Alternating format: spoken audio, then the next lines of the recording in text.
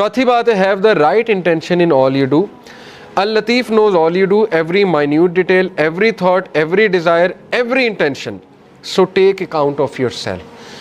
اس attribute کو آپ نے اپنی لائف میں کیسے لانا ہے کہ آپ جو بھی کر رہے ہیں نا اس کو ری وزٹ کریں, اس کی انٹینٹ دیکھ لیں. What is your intention behind this.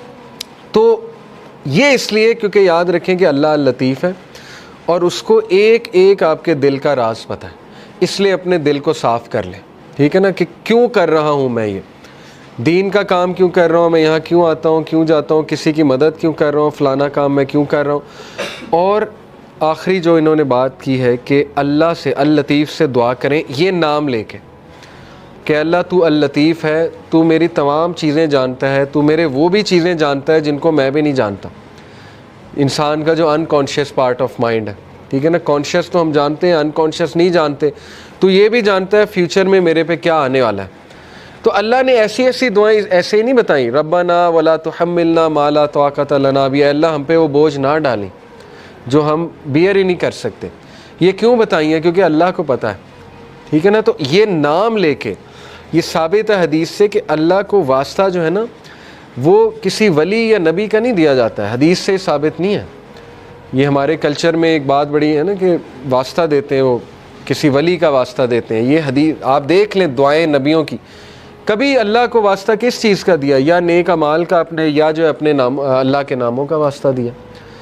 تو اللہ کو نمبر 1 اپنے نیک اعمال کا واسطہ دے سکتے ہیں. جیسے وہ واقعہ ہے کہ 3 لوگ غار میں تھے اور پتھر سامنے آ گیا, سٹک ہو گئے, نکلنے کا چانس ہی کوئی نہیں, تو اللہ نے پتھر ہٹا دیا.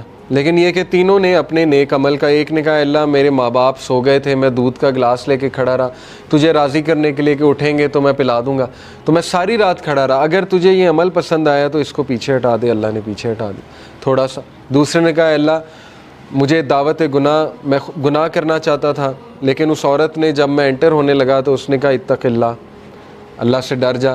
تو میں اس وقت, اس مومنٹ پہ, اب یہ دیکھیں کتنی امید ہے اس کے پیچھے, اس شخص کے لیے جو گناہوں میں ڈوبا ہوا ہے. ایک شخص یہاں تک پہنچ گیا تو اس کا مطلب پیچھے سے گناہ کرتا آ رہا تھا نا, ایک دم تو نہیں بندہ یہاں پہ پہنچ جاتا زنا کرنے.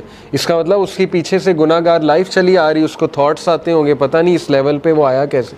لیکن جب وہ ایکسٹریم کرنے لگا, زنا کرنے لگا, تو اس عورت نے اسے یاد دلا دیا کہ اللہ سے ڈر جا. تو اس نے کہا میں ڈر گیا اللہ. اب اللہ کو یہ عمل کتنا پسند آیا.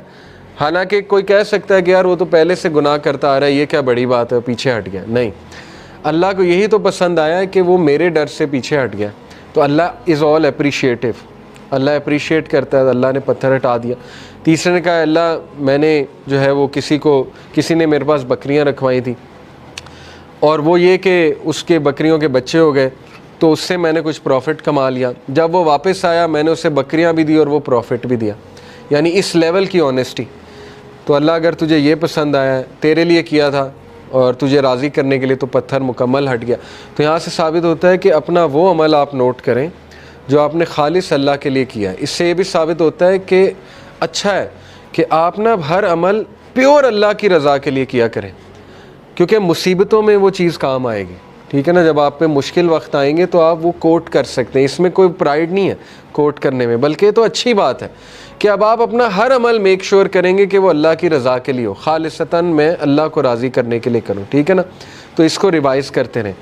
اور یہ کہ اللہ کے ایٹریبیوٹ سے اسے پکارا جا سکتا ہے, اللہ کو اس کے ناموں کا واسطہ دیا جا سکتا ہے. ٹھیک ہے نا, کہ اے اللہ تو الخبیر ہے, تو اللطیف ہے, اے اللہ تو الجبار ہے, اے اللہ تو الرحمن ہے, الرحیم ہے, وغیرہ وغیرہ.